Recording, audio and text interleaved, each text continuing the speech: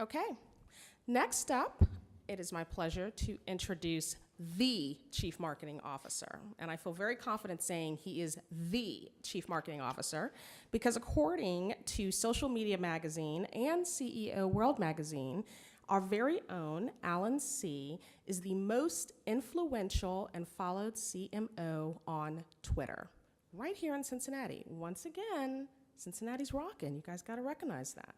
He is a master of all things marketing, as well as strategic planning, marketing strategy, and lead generation. And he is one of those rare senior executives who can do both the social media marketing world, and he also understands sales. So please welcome Alan C.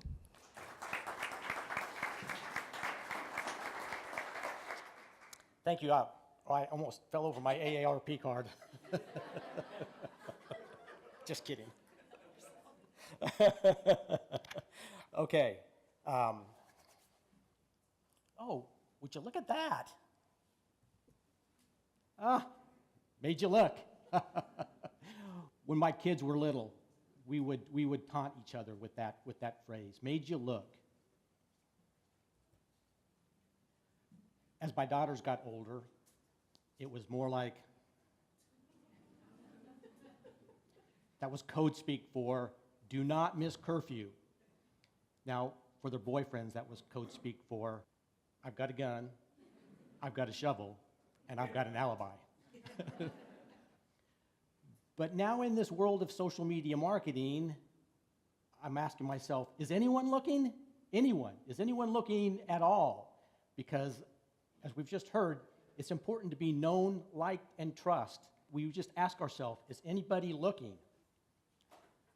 Well, the LinkedIn feature, Who's Viewed Your Profile, is the perfect feature for being able to answer that question. And we're going to go over 4 key areas on why you should take a look at this feature.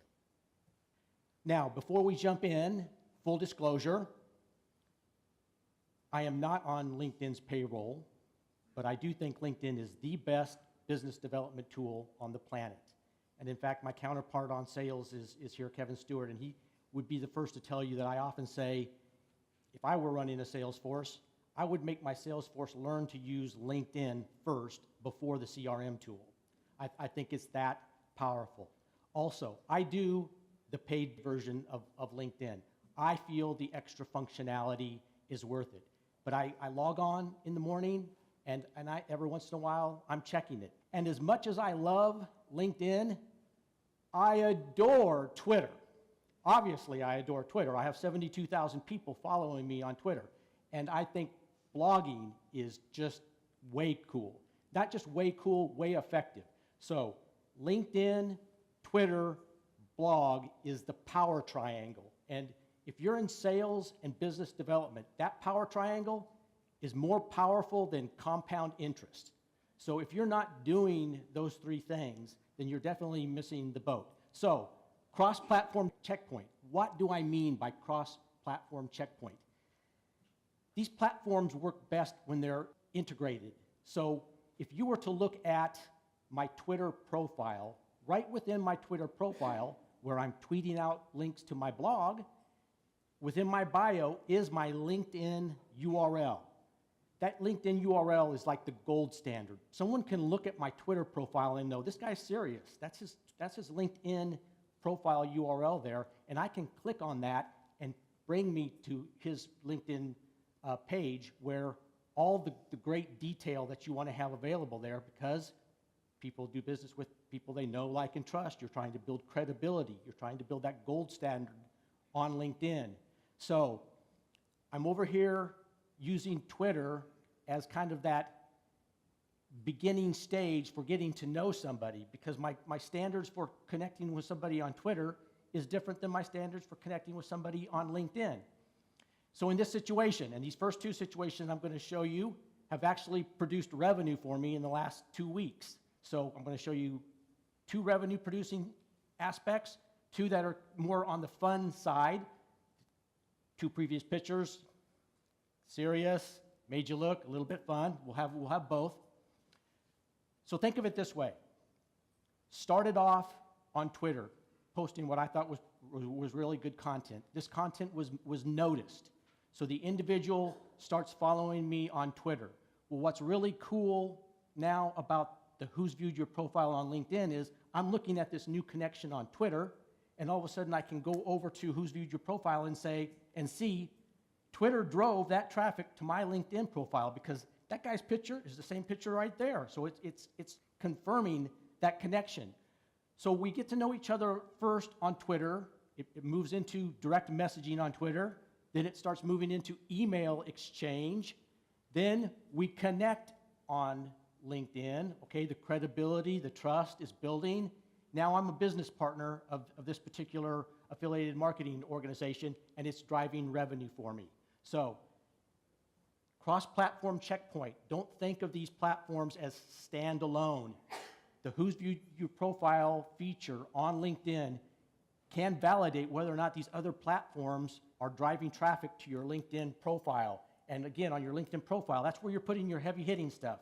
The examples of your blogs, the white paper PDF files, the video. This is where you're really trying to build your content or your credibility, and so helping guide people to that page is important. Okay, the second, forecast future opportunities and connections. Let's just call this early warning system.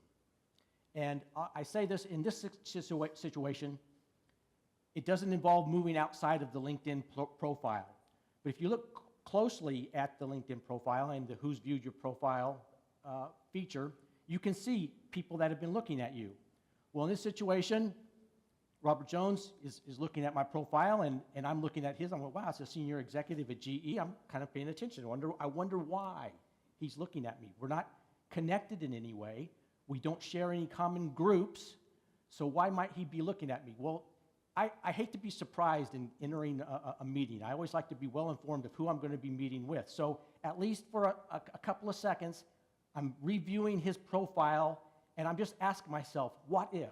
What if? If he happens to reach out to me, I kind of want to already know where he might be coming from. So at least in the back of my mind, I'm already kind of strategically thinking about that. Well, sure enough, a common connection introduced us and said, Robert wants to talk to you. He wants to talk to you about social media strategy.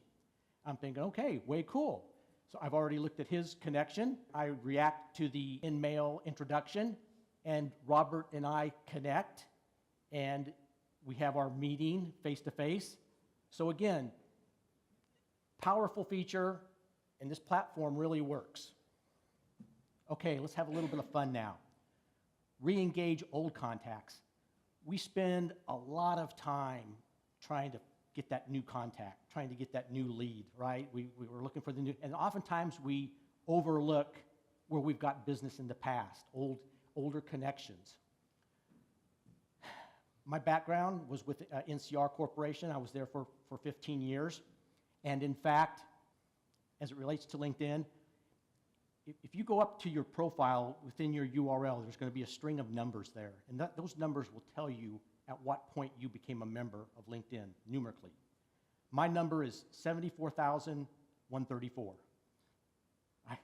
I'm one of the first 100,000 people into that platform in early 2003. And early on, I could see that this was going to be powerful. And now, in moving into groups, it's very powerful. You can be in up to 50 groups that will increase your exposure. But also, there's great power in owning a group. I was the person, having been an NCR alumni, I started the NCR alumni group. It's now the largest NCR group on Twitter. And oftentimes, I don't know all 6,000 some odd people who are members of that group, but I've worked with a good many of them. And so for people who are logging on and active into LinkedIn, every day you see kind of updates and things that they're doing. What I'll do is, an old friend that I had worked closely with, and I just seen they'd done a job change, rather than just blast them and go, oh, new job change, boy, I've been trying to get into that account, will you introduce me? I'll just click on their profile, and then they'll know I looked at them. And then almost always they look back. Oh, I looked at you. You looked at me. I looked at you. You looked at me. It's kind of like, the cocktail party. It's kind of like, what's the name tag? Okay. And then I'll send the note. Hey, I noticed that you just changed jobs. I'd be real excited to hear about what you're going to be doing. So even at this point, I'm not saying, can you set me up? Can you team me up in front of them so that I can get some business too? You're taking it in stages. Starting off, I look, you look, then the note, the soft, hey, let's get together. I'd love to hear about your new job. Okay, later on, we'll get to figuring out whether or not there's a place for you to be able to wedge me in to get some business from your new gig here. So this is a very powerful way to be able to re-engage old contacts, and I call it the I look, you look type aspect, and it's very effective. Now, you don't want to be spooky about it. You don't want to be spooky about it. And I'll give you a story on that is because I am the owner of the NCR Corporation Alumni Group, one of the factors of the charter is you need to have worked for NCR. That's what alumni is, right? And so they request membership to get into the NCR Alumni Group. Boom, I look at the profile because I want to see whether or not they have NCR background documented in their work history. That's simply what I'm doing. Well, I did that for an individual, and within seconds, this person jumped on me and goes, Alan, I noticed that you looked at my profile. What did you want? So again, don't be spooky about it, but it can be very effective. Okay, finally, I believe that it's very important when you're in that sales business development mode that you want to be found, find, engage. You want to be found. This is kind of in the search aspect. You want, at the point somebody says, I have a need, I have a desire, I have a scratch, you want to be there to scratch it, to itch it. You want to be able to be found. Oftentimes, you're not waiting to be found. You want to find. You want to go out and find people who fit within your target market and try and create the interest. Try and use the art of persuasion to get something going. So be found, find, and finally engage. Whether you're being found or whether you're finding, then you want to be able to engage. LinkedIn is a great tool for all three of those, specifically within this feature that we're talking about, the Who's Viewed Your Profile feature. One of the areas that you can look at in Who's Viewed Your Profile is what are the titles or the type of people who are searching for me? Who is it that is looking at my profile? What's their persona? Are they, because I'm asking the question, I want to be found.